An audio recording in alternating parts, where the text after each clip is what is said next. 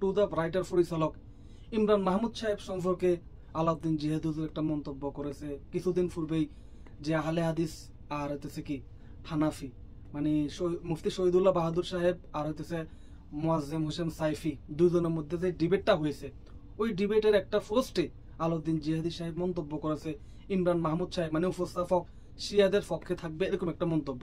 আসলে এটা খুবই দুঃখজনক।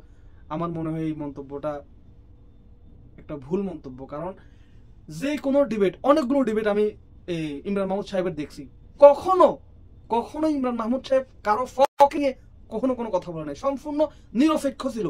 কেউ যদি একটা ডিবেটের ভিডিওতে দেখাইতে পারে ইমরান মাহমুদ সাহেব এই ডিবেটে একটা পক্ষের কাজ করছে, হোক সে সুন্নিদের পক্ষে, সে সুন্নিদের পক্ষ হয়ে কাজ করছে, আহলে হাদিস অথবা কওমি অথবা জামাতদেরকে অন্য চোখে দেখেছে, আপনি যদি এরকম একটা ডিবেট দেখাইতে পারেন, আমি ওয়াদা করতেছি উনি ওনার ভুল স্বীকার করবে।